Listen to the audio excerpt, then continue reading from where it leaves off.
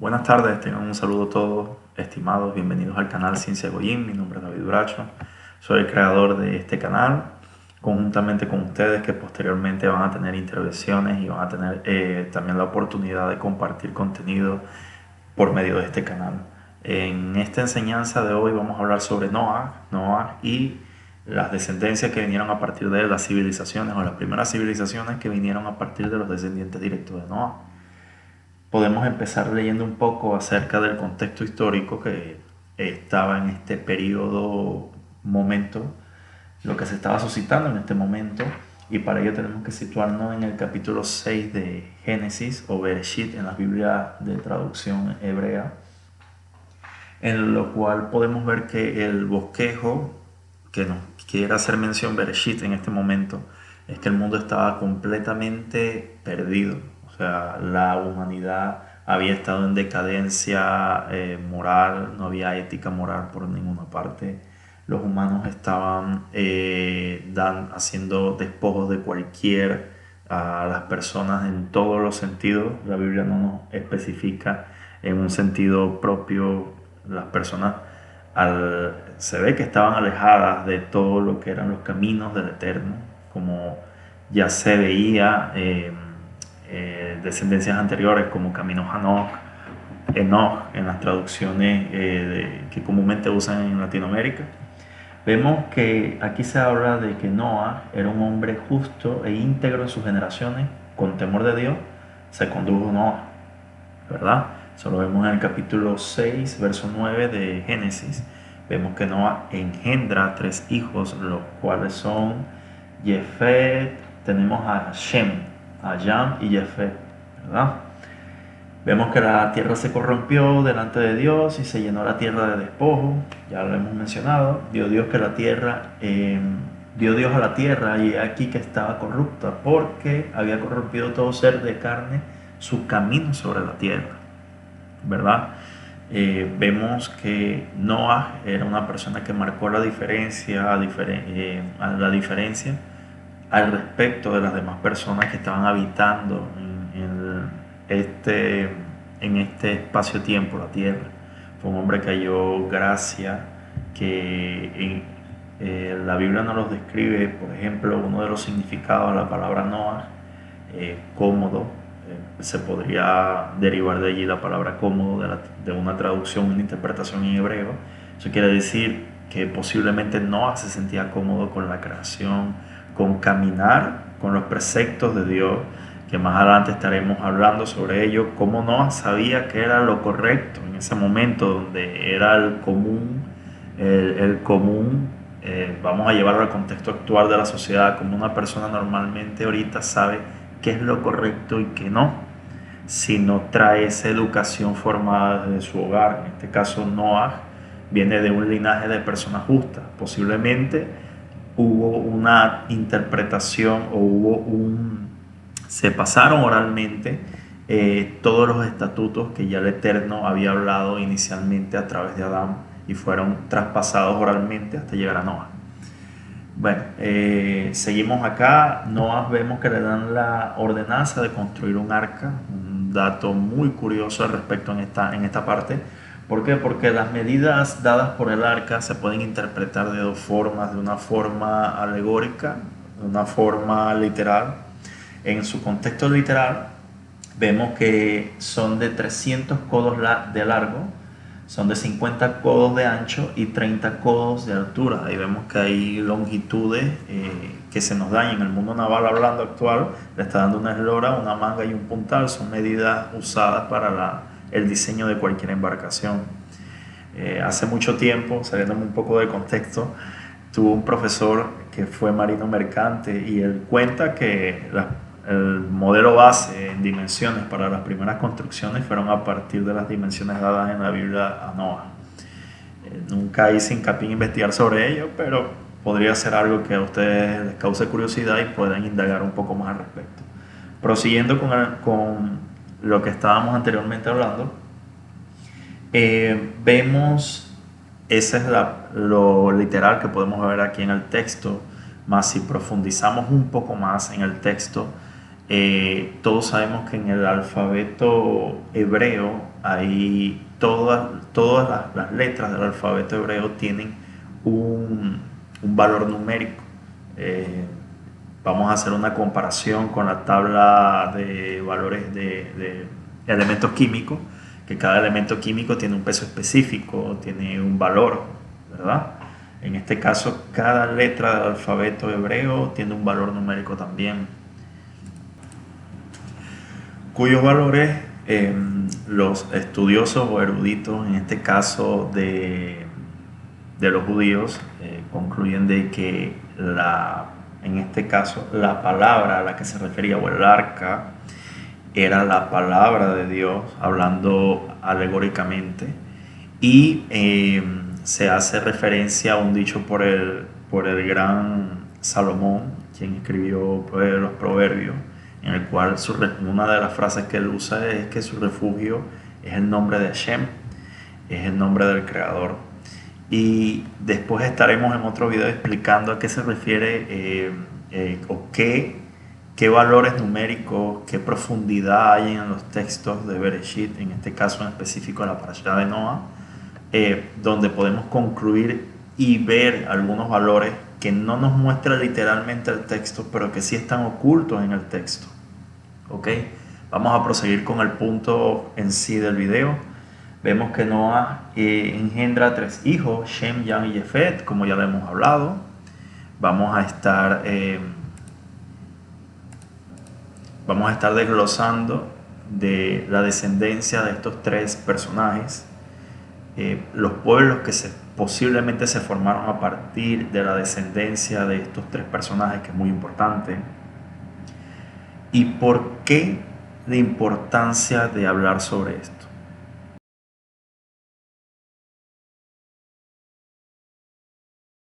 Bueno, proseguimos con el video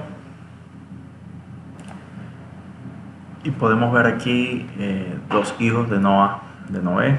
El primero vamos a hablar sobre Jefet. Él engendró varios hijos, entre ellos tenemos a Gomer, tenemos a Magog, Madai, Meshech, Tubal, Tiras, Javán. Gomer engendra a Ashkenaz, a Rifaz, a Tugarma. Javán engendra a Lisha, Tarshish, Kitín, Dodanín. ¿Ok? Vemos en este caso aquí a Yam. Yam engendra a Cush, Mitzrayim, Put y Kenan. Vemos que Kenan engendra a Sidón, a Yed, a Yebushi, a Lemorí, a Girgashi, a Yibi, a Arki, Sini, a Arvadí, Semarí, Yamatí. Misrayim engendra a Ludín, Anamín, Leabín, Neftuhim, Kaftorim, Patrusim, Calsluhim, Pelistín, son descendientes de Mitzrayim. Cush engendra a Seba, a Javila, a Saptar, a Amá, a Sapteja, Nimrod, un personaje del cual se nos menciona un poco en Génesis, a Sheba y a Dedán. Aquí tenemos una cita bíblica, Génesis 10:15, el cual nos dice: de estos se separaron, poblando las islas de naciones en sus tierras, cada cual según su lengua, conforme a su familia en sus naciones. ¿Ok? Vemos ya esto al respecto. ¿Qué nos dice la palabra de escritura acerca de Nimrod? Lo que nos dice la escritura acerca de es que Cush engendra a Nimrod, ¿verdad? Nimrod comenzó a ser un valiente en la tierra, Génesis 10:8. Proseguimos con el 9 y en sucesivo. Él era un valiente cazador delante del Eterno, por eso se dice como Nimrod, valiente cazador delante del Eterno. Y fue el comienzo de su reino, Babel, Erech, Akkad y Calné, en la tierra de Shinar. De aquella tierra salió Ashur y construyó Nínive, Rehobot, Ir y Calaj, y a Resén entre Nínive y Calaj.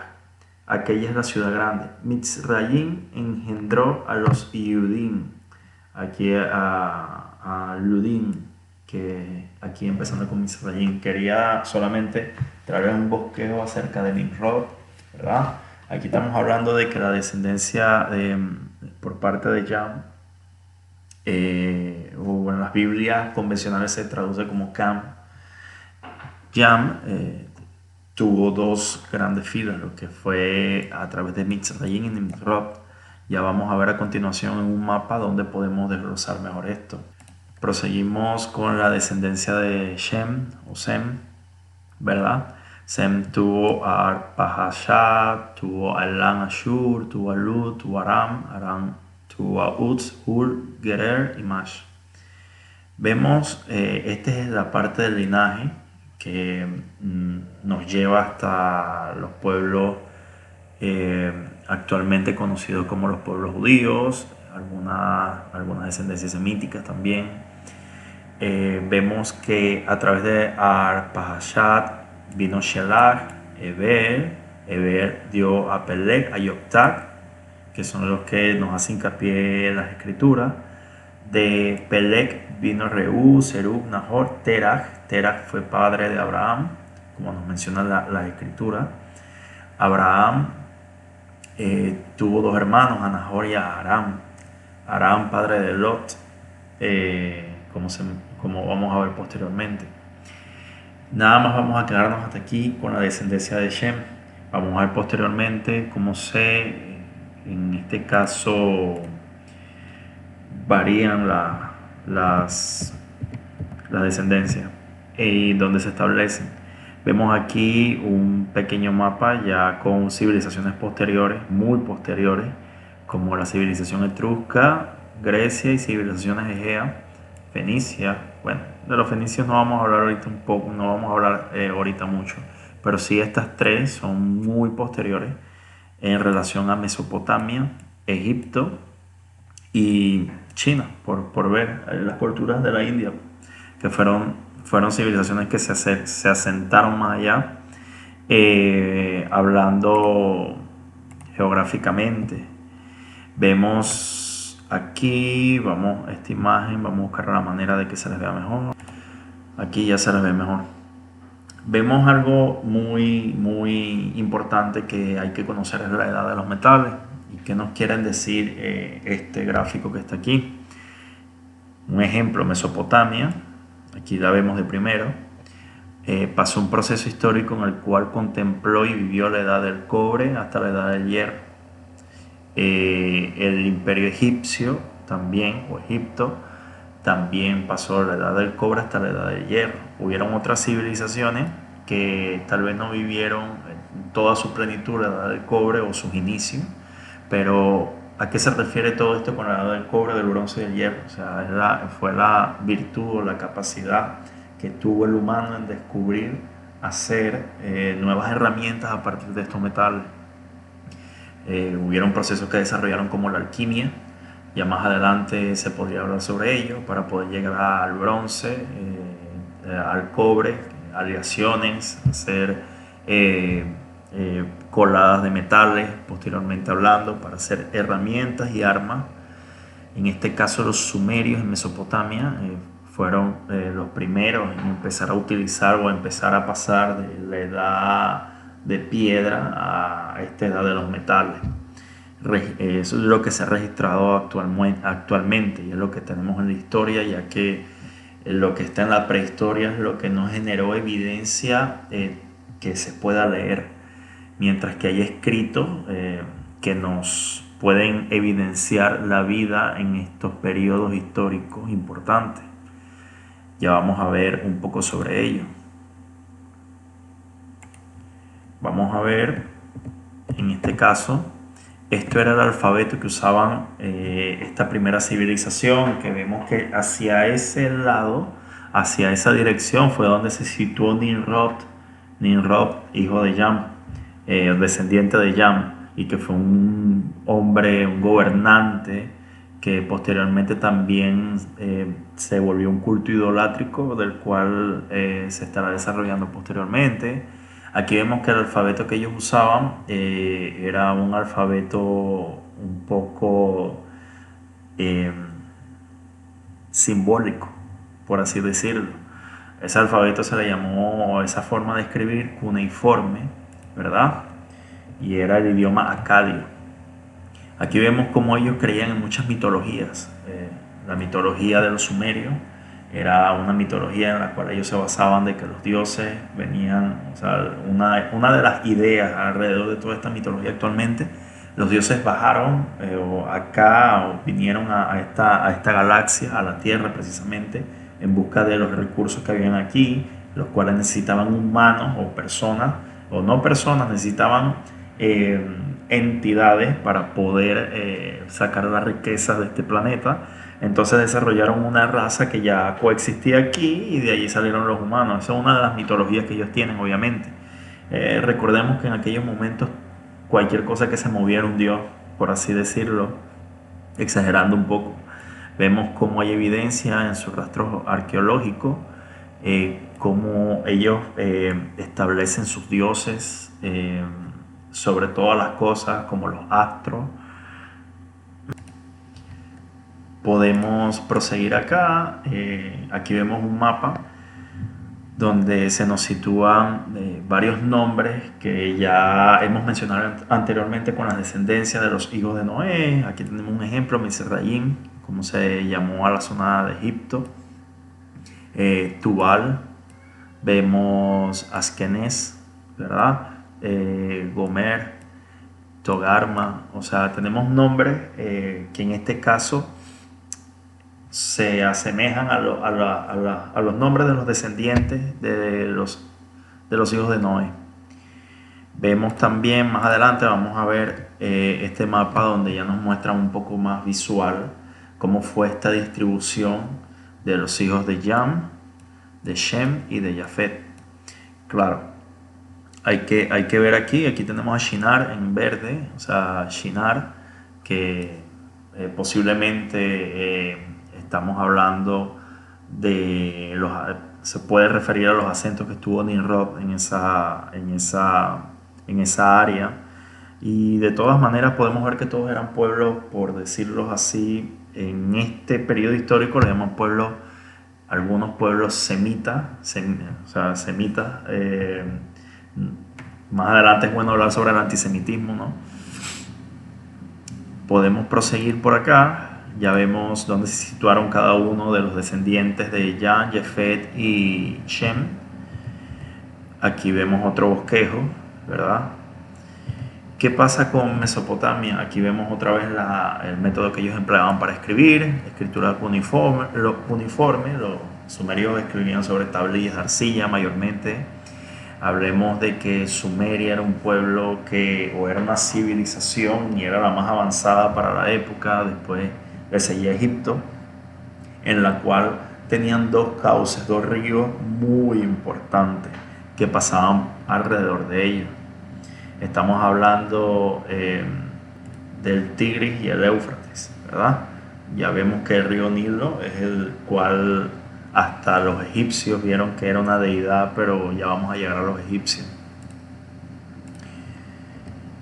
Esta inscripción que vemos aquí, esta tablilla, si ven, vamos a hacerle zoom, ven los datos que se muestran allí. Esto es escritura igual cuneiforme, acadia, ¿verdad? Nos dicen que esta tablilla, que contiene la porción del diluvio de la epopeya de Gilgamesh, la letra obviamente ya lo habíamos dicho, idioma acadio. La epopeya de Gilgamesh era un rey sumerio de Uruk. Uruk fue una de las ciudades principales, o la ciudad principal que tuvo Mesopotamia en aquel momento. Hablemos de que Mesopotamia tenía muchas ciudades principales y cada una tenía sus monarcas, y posiblemente, a pesar de que tuvieran una mitología en conjunto, cada uno se desarrollaba en sus dioses o colocaba un dios más, o era un total desastre esa época. No hay que culparlos, ¿no? Dato importante es que de esta misma región es de donde sale posteriormente el patriarca Abraham.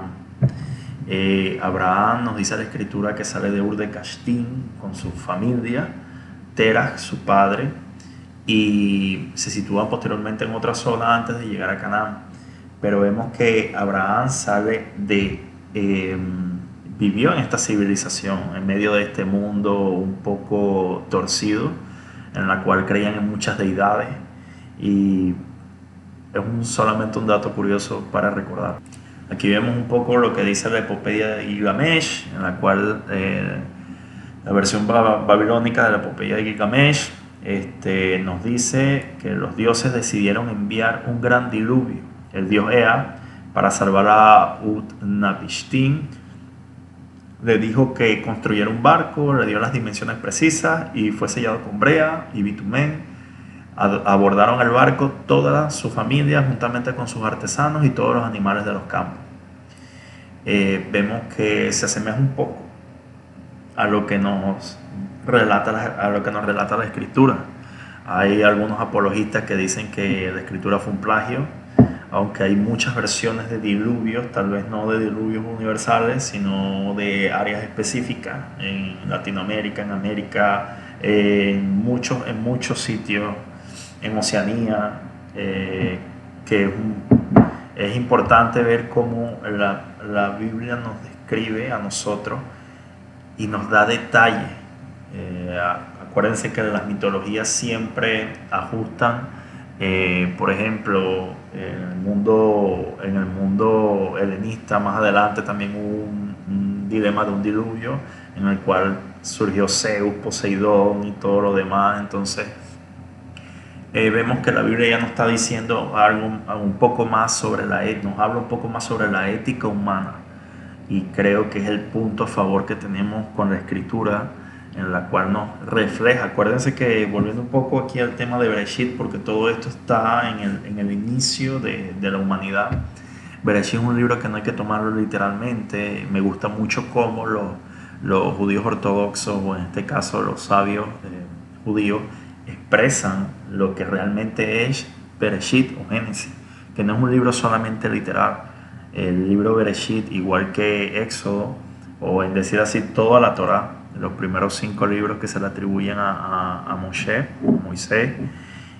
son libros netamente, son profundos, son libros que nos hablan un poco más sobre la transformación del hombre, en este caso, como podemos ver, un bosquejo por encima. En el inicio se dice que la tierra estaba desordenada, había caos, y el abismo, y el espíritu, el Ruach de Dios, del Eterno, sobrevolaba sobre la faz del abismo, ¿no? La faz de las aguas, en algunas traducciones también. El abismo se puede ver como el agua, o sea, el agua cubría la tierra posiblemente. Y vemos que algo así se asemeja en el diluvio, cuando lo único que iba sobre la faz de las aguas es el arca con Noé y su familia, ¿verdad? Ahí hay un tema de profundidad que me gustaría después hablar un poco al respecto, pero sigamos aquí en base a la historia. Estos son los llamados sigurat. Los llamados sigurat eran edificaciones construidas por los sumerios debido a su mitología. Ellos creían tener una conexión con los dioses a través de los sigurat, que los dioses eventualmente descendían a la tierra, y los sacerdotes podían brindarle hospitalidad, o de cierta forma, podían tener una comunicación más directa con ellos. Y muchos apologistas o muchos expertos relacionan estos sigurat como lo que se nos menciona en Bereshit, en Génesis, con la Torre de Babel. Y si vamos a ver, el esquema Babel se sitúa en Mesopotamia, y esto era unas edificaciones nativas de Mesopotamia. O sea, empezaron a darse en ese espacio histórico y en ese espacio geográfico, lo cual vemos que no está muy alejada las escrituras de lo que realmente se puede evidenciar y que pasó. Tenemos, aparte de ello, de los mesopotámicos, vemos que eran personas una civilización que estaba avanzando. Vemos que ya contaban con sellos. Estos eran sellos cilíndricos, que los vamos a ver en las siguientes imágenes. Aquí lo vemos mejor. Tenían líneas de comercio establecidas. Recuérdense que los primeros sistemas de riego implementados fueron por esta civilización, ya que tenían recursos como hacerlo con los 2 ríos que anteriormente hemos mencionado. Aquí tenemos algo sobre el legado de Mesopotamia, de las cosas positivas que pudo haber desarrollado la humanidad en este sitio geográfico. Tenemos primero la escritura que ya hemos hablado anteriormente de ella, sobre la escritura cuneiforme, los sistemas de riego, se les atribuye la invención de la rueda, el cálculo del tiempo. Hay un punto muy importante que es el cómo contar y el dividirla. No se han preguntado tampoco de dónde proviene el establecer en unidades de escena y decena los valores contables. Ejemplo, cuando vemos nuestras manos, vemos que ellos contaban con el dedo pulgar y el dedo se divide en 3 partes, ¿verdad? Ellos contaban 1, 2 y 3. Tenemos 4 dedos por 3 partes, son 12. Era una manera que ellos establecían y se les hacía fácil la contabilidad en esos momentos, tenían que ingeniarse. Y eran pueblos que salieron de la prehistoria y estaban en evolución constante, ya que tenían los recursos para ello, en cuanto podían establecer líneas de comercio, etc. etc. Este es un bosquejo de lo que fue la ciudad de Uruk. Aquí podemos ver, estos otros sigurat. Podemos ver que las escenificaciones actuales nos quieren hacer ver de que era desarrollado para la época. Posiblemente sí. Bueno, hasta aquí hablemos de Mesopotamia. Esa fue la primera civilización hasta el momento por la establecida, no nómada, sino establecida como imperio de la humanidad y que es descubierta, es palpable, es evidenciable. Podemos hablar al respecto ahora de Egipto. Para hablar de Egipto los dejo en el siguiente video, que es la parte 2 de Noah y sus descendencias.